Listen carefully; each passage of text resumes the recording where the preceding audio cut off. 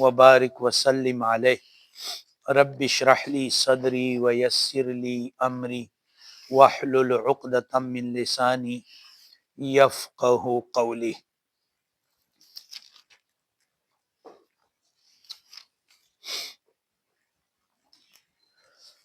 فی الجملہ زبان از مکالمت او بحکم ضرورت سخن گفتم و تفرج کنان بیرون رفتم۔ بحکم ضرورت یعنی چار و ناچار، سخن گفتم میں نے اس کے ساتھ باتیں اور گپ شپ لگایا، و تفرج کنان بیرون رفتم، اور ہم ساتھی تفریح کرنے والے تھے اور باہر یعنی چمنستان وغیرہ اس کی طرف ہم گئے، مزروعات کی طرف۔ در فصل ربیع کے سہولت برد آرمیدہ، موسم ربیع موسم بہار کے زمانے میں کہ سہولت برد آرمیدہ، کہ سردی کی جو شان و شوکت تھی وہ یعنی کم ہوئی تھی، یعنی بقرار شدہ داد، یعنی وہ کم ہوئی تھی۔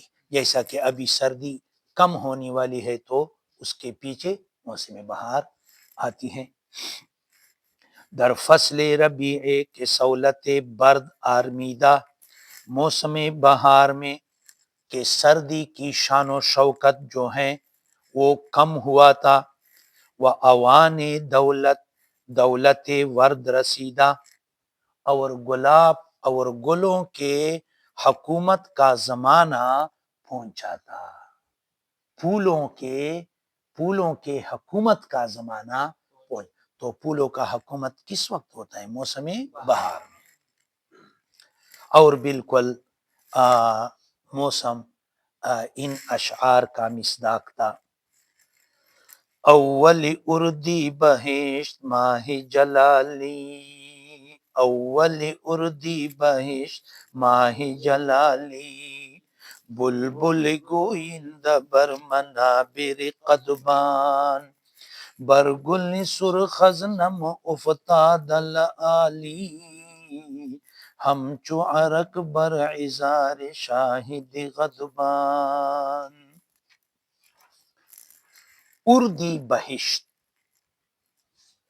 ماہ جلالی جلال الدین سلجوقی کی طرف جو تاریخ منسوب ہے، اس تاریخ کے حساب سے جنت نذیر مہینہ اس کی اول تاریخی تھی۔ جنت نذیر مہینہ کون سا مہینہ ہوتا ہے؟ موسم ربیع، موسم بہار۔ اول اردی بہشت، جنت نذیر مہینے کے پہلے تاریخ جلال الدین سلجوقی کے حساب کے لحاظ سے، اور بلبل جو ہے، بلبل گوئند بر منابر قضباں، وہ شاخوں کے منبروں پر ترانے پڑھنے والے تھے، یعنی شاخوں پر بیٹھے تھے، نئے نئے شاخ وہ جو ہیں سرسبز ہوئے تھے، اور اس پر وہ بلبل وغیرہ چڑیا وہ بیٹھے ہوتے تھے اور ترانے پڑھتے تھے، اپنی آوازیں کرتے تھے۔ اس کا مصداق تھا موسم۔ بر گل سرخز نم افتاد لعالی، نم شبنم سے مخفف ہے، لعالی یہ لؤلؤ کی جمع ہے، موتیاں۔ سرخ گلابوں پر، سرخ پھولوں پر شبنم ایسا پڑا ہوا تھا جیسا کہ موتی، یعنی اس پر شبنم کے قطرے ایسے محسوس ہوتے تھے جیسا کہ سفید سفید بہترین صاف و شفاف موتیاں۔ جیسا کہ آپ نے دیکھا ہے کبھی جب بارش ہوتی ہے اور سارا نظام صاف ہوتا ہے، پھر پھول پر جو قطرے ہوتے ہیں وہ بالکل موتی جیسے نظر آتے ہیں۔ بر گل سرخ ازنم افتاد لآلی، سرخ گلاب پر شبنم کے جو قطرے پڑے تھے یہ ایسے محسوس ہوتے تھے جیسا کہ موتیاں، اور اس کی مثال یہ تھی ہم چعرک بر عذار شاہد غزمہ، جیسا کہ غصناک اور غضبناک محبوب کے خدین پر جو عرق ہوتے ہیں، پسینہ ہوتا ہے، جب وہ غصہ ہو جائے اور اس کے خدین پر جو پھول جیسے ہوتے ہیں اس پر جو پسینہ ہوتے ہیں، بالکل یہ پھولوں پر شبنم کے قطرے ایسے محسوس ہوتے تھے جیسا کہ غضبناک اور غصہ آلود محبوب کے خدین اور رخسار پر پسینہ نکل آ جائے، اس طرح یعنی تشبیہ الٹ دیا۔ اکثر لوگ جو ہیں وہ محبوب کے چہرے کو اور محبوب کے رخسار کو پھول کے ساتھ تشبیہ دیتے ہیں، لیکن شیخ سعدی نے کیا کیا؟ الٹ کیا کہ پھول پر شبنم یعنی اس کا مثال اس طرح تھا جیسا کہ غضبناک محبوب کے رخسار پر پسینہ ہو، اور یہ بہترین تشبیہ کیا۔ طاہر کلاچی فرماتے ہیں بوراگان با چمن پریگ دی کا خبر شول، وہ مشہور غزل ہے، محبت کی کا غم شتا خوندونه هم شتا، محبت کی کا غم شتا خوندونه هم شتا، په دې لار کې که خار شتا ګلونه هم شتا، وی چې له عرش نه بالا سړی پرې رسی، محبته تا نه داسې پلونه هم شتا، سو گزاره د بڼو د غیشو ورکا که په زړه باندې مې نور زخمونه هم شتا، او بوراګان به چمن پرېږدي که خبر شول، بوراګان به چمن پرېږدي که خبر شول چې له ګلو ښایسته مخونه هم شته، او ما طاهر د زلفو دام کې مه کېباسه، ما طاهر د زلفو دام کې مه کېباسه، په دنیا کې زما نور کارونه هم شته، په دنیا کې زما نور کارونه. بہرحال شب را ببوستان بایکے از دوستان اتفاق مبیت افتاد، رات گزارنے کے لیے شب را ببوستان بایکے از دوستان اتفاق مبیت افتاد، رات گزرنے کے لیے ہم ایک دوست کے ایک باغ کی طرف گئے اور وہاں رات گزاری نصیب ہوئی۔ اتفاق یہ ہوا کہ رات کے وقت جو ہیں ہم اپنے ایک دوست کے ایک بہترین باغ کی طرف ہم گئے اور وہاں ان کے ساتھ شب گزاری کیا۔ اب اس باغ کا منظر وہ بیان کرتا ہے شیخ سعدی کہ یہ کس طرح جگہ تھا۔ موضع خوش و خرم، بہت بہترین سرسبز و شاداب جگہ تھا، وہ درختان دلکش، اور اس کے جو درخت تھے وہ بہت دلکش تھے، دل آویزان تھے، یعنی دل کو اپنی طرف کھینچتے تھے۔ تو گفتی کہ خوردہ مینا برخاکش ریختہ، پھر جب باغ ہو اور اس پر نرم ہوائیں چلتی ہو تو جو سبز پتے زمین پر گرتے ہیں اس طرح محسوس ہوتا ہے جیسا کہ سبز شیشے کے ٹکڑے زمین پر گرے پڑے ہو۔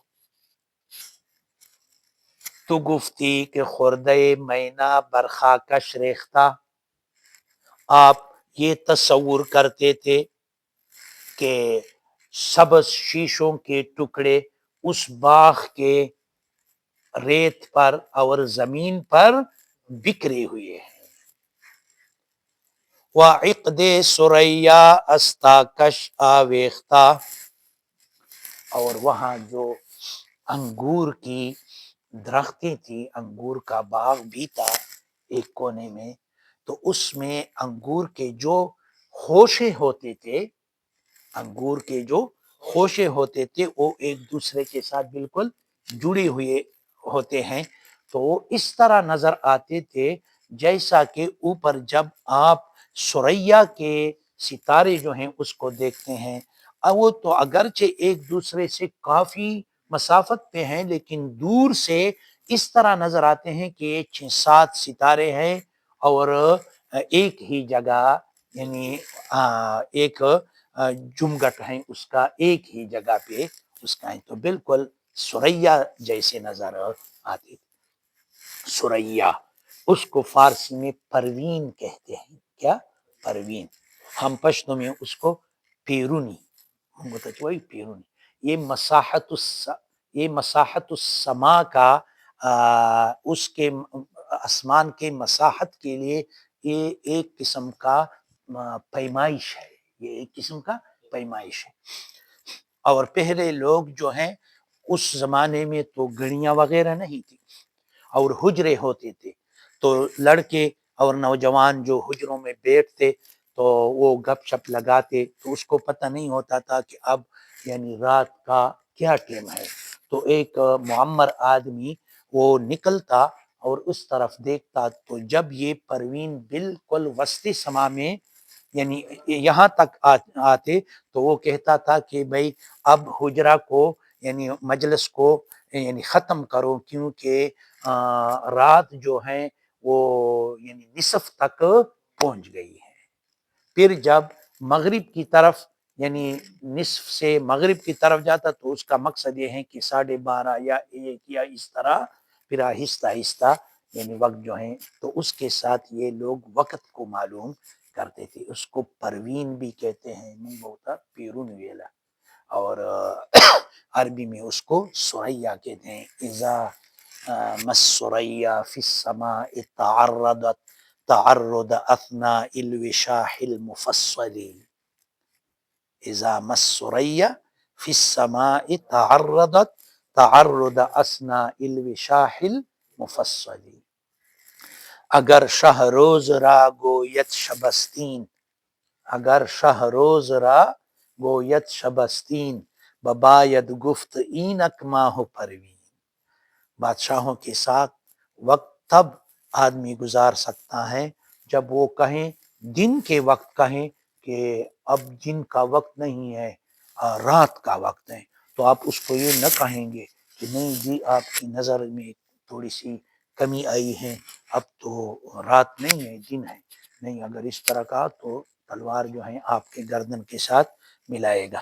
نہیں اس کا تو پھر اس کو کہیں گے کہ بالکل جی رات کا وقت ہے. آپ دیکھو وہ چاند بھی ہیں اور پروین بھی نظر آتی، یعنی اس طرح اس کے ہاں میں ہاں ملانا ہوگا.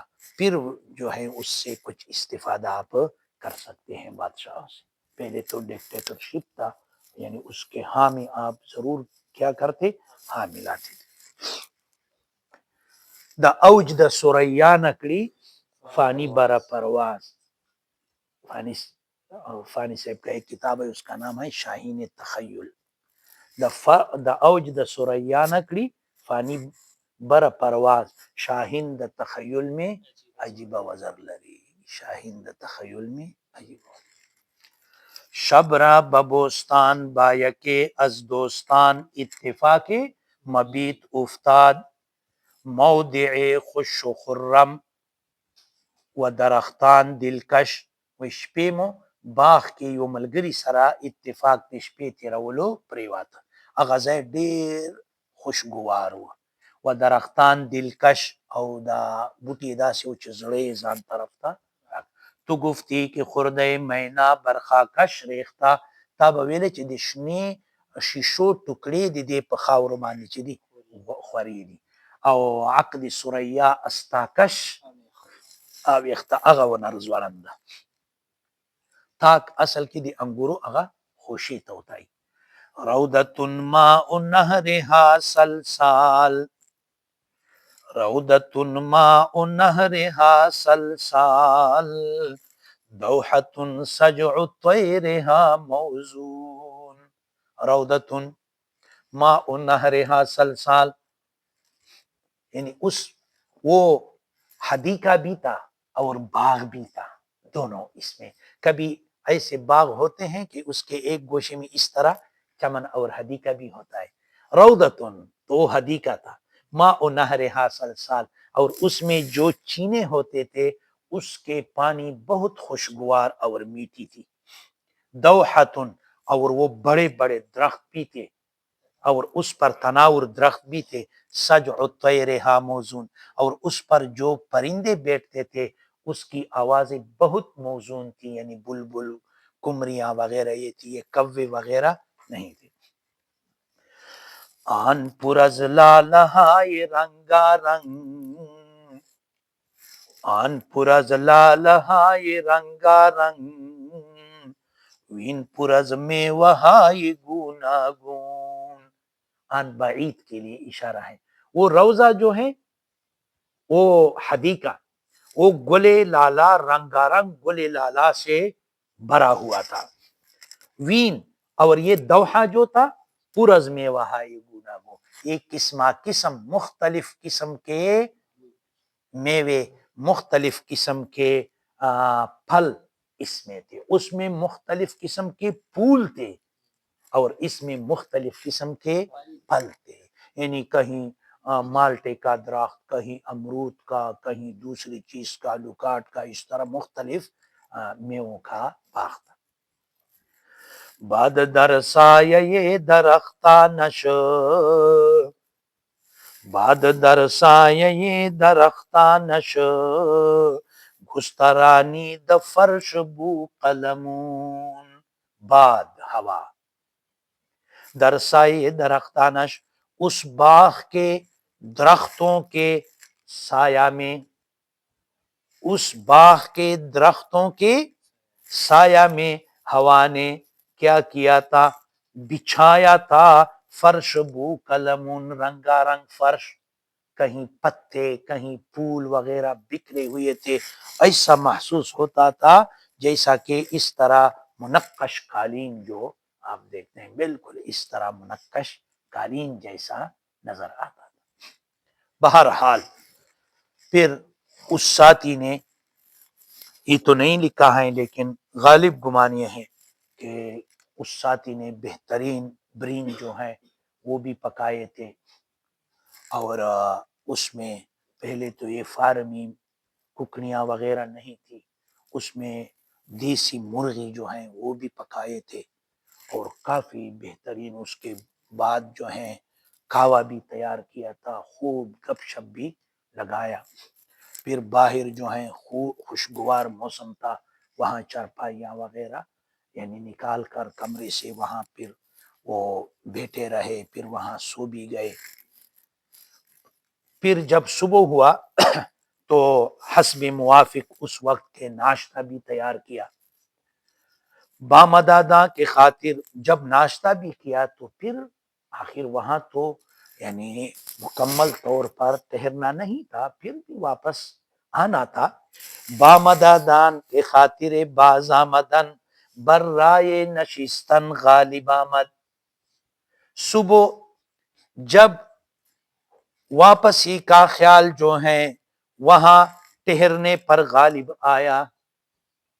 دیدمش تو میں نے اپنے ساتھی کو دیکھا کہ وہ ادھر ادھر گھومتا پھرتا ہے. دیدمش دامنے گل و ریحان و سنبل و دمیران فراہم آوردہ. تو میں نے اس کو دیکھا کہ اپنی جولی کو گلاب اور نازبو کشمالو اور گل سنبل وغیرہ سے اور دمیران سے، یہ گلوں کے نام ہیں وہاں کے، تو ان سارے پھولوں کے جو ہیں خوشے اس نے کیا تھے پھول کاٹ دیے تھے اور اپنی جولی بھر دیا تھا. وہ آہنگی رجوع کردہ، اور واپسی کا قصد کیا تھا کہ کچھ پھول بھی اپنے ساتھ ہم لے جائیں. گفتم میں نے اس ساتھی کو کہا، گلے بستان را چنا کے دانی بقائے، و عہد گلستان را وفائے نباشد. تو میں نے اس ساتھی کو کہا کہ یہ قسم پھول جو آپ نے توڑے ہیں گلہائے باغرا، جیسا کہ آپ کو معلوم ہے اس کے لیے کوئی بقا نہیں، یہ تو آدھا دن میں جو ہے وہ پھر پژمردہ ہو جاتے ہیں۔ وعہد گلستان را وفائے نباشد، اور یہ موسم بہار بھی کوئی وفادار چیز نہیں ہے، پھر اس کے بعد سخت گرمی بھی آتی ہے، پھر موسم سرما آتا ہے، پھر خزان وغیرہ، یہ تو کوئی وفادار چیزیں نہیں ہیں۔ وہ حکیمان گفتہ اند، اور دانا لوگ جو ہیں، عقل مند لوگ جو ہیں وہ فرماتے ہیں، ہر چن پاید دل بستگیرا نہ شاید، جو چیز ہمیشہ کے لیے قائم نہ ہو تو اس کے ساتھ اپنے دل لگی کو اور تعلق بنانا مناسب نہیں ہے۔ گفتہ اس دوست نے کہا، طریق چیز تو پھر میں کیا کروں، مجھے تو یہ پھول بہت اچھے لگتے ہیں۔ گفتم بابا جی فرماتے ہیں کہ میں نے اس کو کہا، کیونکہ سبب تصنیف بیان کرتا ہے، گفتم برائے نزہت ناظران، تو میں نے اس کو کہا کہ ناظرین اہل تماشا کی پاکیزگی اور خوشحالی کے لیے، وفسحت حاضران، اور حاضرین مجلس کی فراخی اور کشادگی کے لیے، کتاب گلستان توانم تصنیف کردن، میں یہ کر سکتا ہوں کہ یہ ایک کتاب تصنیف کروں، وہ گلستان ہوگا، اور ایسا گلستان ہوگا کہ بعد خزان را برورا کے او دست تطاول نباشد، کہ اس کے جو اوراق ہوتے ہیں، اس کے جو اوراق ہوتے ہیں اس پر خزان کے ہوا کا ظالمانہ ہاتھ جو ہے نہیں چلے گا، یعنی اس پر خزان نہیں آئے گا۔ وگردش زمان عیش ربی عشرہ بطیش خریف مبدل نہ کند، اور گردش زمانہ اس کے موسم ربی کو موسم خریف پر تبدیل کرنے پر قادر نہیں ہوگا، لہذا آپ یہ چھوڑ دیں یہ پھول وغیرہ۔ بچکارا یدت ز گل طبقے، از گلستان من ببر ورقے، گل ہمین پنج روز و شش باشد، وی گلستان ہمیشہ خوش باشد۔ بچکارا یدت ز گل طبقے، آپ کو ایک تشت جو ہے ان پھولوں کا کیا کام آئے گا، میرے گلستان سے کچھ اوراق جو ہیں اپنے ساتھ لے جائیں۔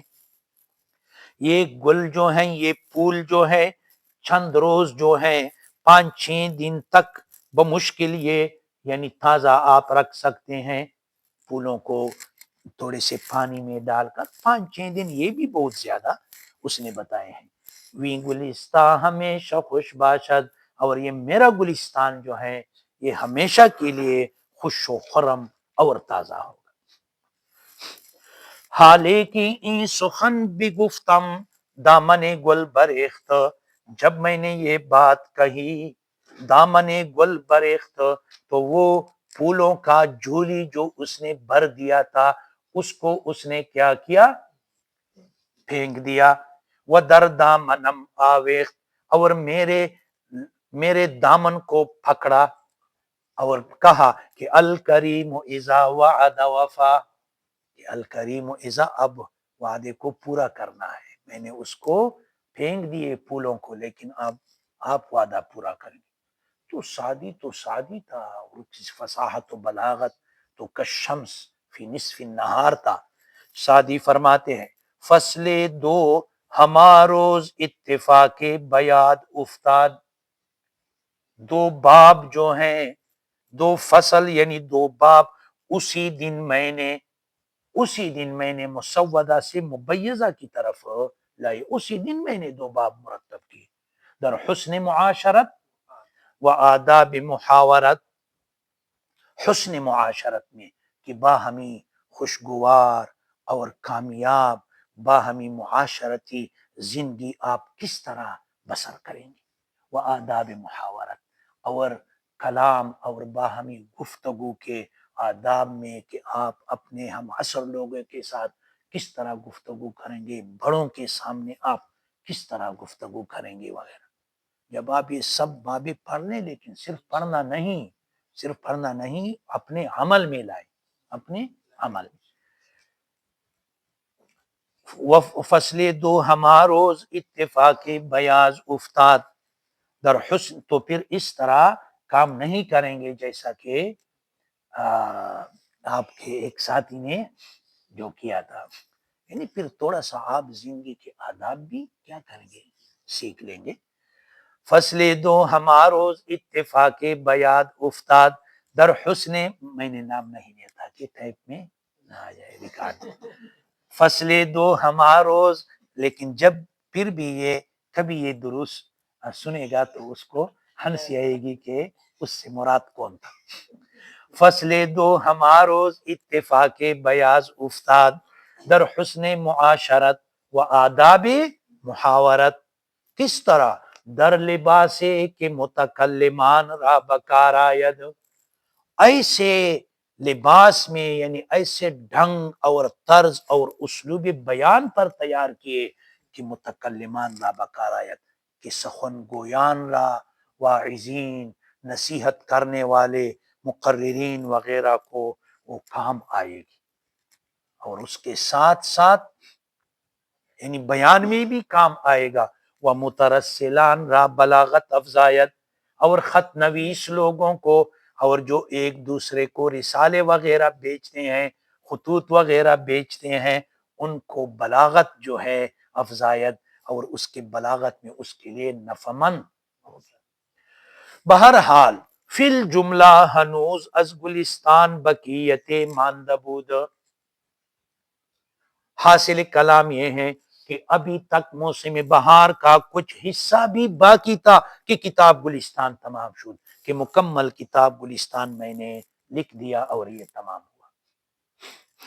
میں نے پہلے یہ کتاب بچپن کے زمانے میں فارسیات کی تکمیل میں نے بلوغ سے پہلے کیا تھا، سب فارسیات کی تکمیل، اور یہ ہم نے مولانا عبدالاحد اشرفی صاحب سے ابھی بقید حیات ہے، اللہ تعالیٰ اس کو بہت دیر تک اس کے سایہ کو ہمارے سروں پر قائم دائم رکھے۔ استاد محترم مولانا نور کمال صاحب نور اللہ مرکزہ کا بیٹا ہے، کافی عمر کا ہے، اور پھر جب میں درجہ خامسہ پڑھتا تھا تو پھر یہ کتاب جو ہے میں طلباء کو پڑھاتا تھا، تو میں نے سوچا کہ کیوں نہ ہو کہ ڈائریکٹ میں اس کو اپنے استاد محترم مولانا نور کمال سے بھی پڑھ لوں، یہ داعیہ پیدا ہوا۔ تو میں اس کا خادم تھا، تو چھٹیاں تھی، تو میں نے حضرت کو کہا کہ حضرت میرا یہ خواہش ہے کہ یہ گلستان پھر میں اس کا اعادہ کر کے دوبارہ، تو اس نے کہا کہ ٹھیک ہے لیکن ایک شرط۔ میں نے کہا کہ جی بالکل، 2 شرط آپ بتائیں میں پورا کروں۔ اس نے وہ دیسی گھی جو ہے اس کا بہت شوق کرتا تھا، اور اس طرح جو ہے حلیب اور دودھ اس کا بھی بہت شوق کرتا تھا، اور ہم زمیندار لوگ تھے، کافی دودھ ہمارے الحمدللہ 2-3 گائے اور اس طرح بکریاں وغیرہ، گھی تو اتنی زیادہ تھی کہ ہم اکثر سبزی وغیرہ اس میں پکاتے، اتنی زیادہ تھی۔ تو اور ایک آخر میں بہترین مرغا، دیسی مرغی جو ہے بہترین مرغا، وہ بھی لائے۔ میں نے کہا کہ جی بالکل۔ تو میں روزانہ اس کو میں نے اپنے والد صاحب کو کہا، اس نے کہا کہ یہ تو کوئی چیز نہیں ہے، تو ویسے بھی آپ اپنے استاد کو لے جائیں، یہ تو کوئی مسئلہ نہیں ہے، ہمارے تو اتنے دودھ وغیرہ ہے۔ ویسے ہی میرا باپ جو ہے اس کا یعنی بہت قدر کی نگاہ سے دیکھتا تھا، وہ صاحب قدر تھا. تو میں وہ بڑا جام تھا، وہ بڑا جام، وہ روزانہ اس دودھ کا اور اس پر گھی ڈالتا تھا اور 2-3 روٹیاں بھی اپنے ساتھ شام کے وقت دے جا. 25 دن میں نے مکمل کتاب گلستان وہ نہیں یعنی میں خود جو ہے وہ پڑھتا تھا اور وہ سنتا تھا. کہیں نہ کہیں کسی جگہ میں طرز یا تلفظ میں کوئی فرق ہوتا وہ نکالتا. تو 25 دن میں نے مکمل گلستان جو ہے اس کے سامنے اس کا قرأت کیا اور اعادہ کیا اور تمام شرائط کو بأحسن طریقے کے ساتھ جو ہیں بجا لائے اور یہ سب کچھ تیار کیے. تو وہ بہت خوش تھا، بہت زیادہ دعائیں. تو اس وجہ سے میں نے کہا کہ یعنی بڑے طلباء کے لیے یہ تو 1 مہینے کی کیا ہے کتاب ہے، کیونکہ اس سے آدمی تنگ نہیں ہوتا ہے. اس کے باتیں ایسی ہیں، حکایت، ہر ایک حکایت کے آدمی یعنی یہ سوچتا رہتا ہے کہ پڑھتا رہے تاکہ مزید کچھ استفادہ ہو جائے. فی الجملہ ہنوز از گلستان بقیت ماندہ بود کی کتاب گلستان تمام شد، واللہ اعلم بالصواب.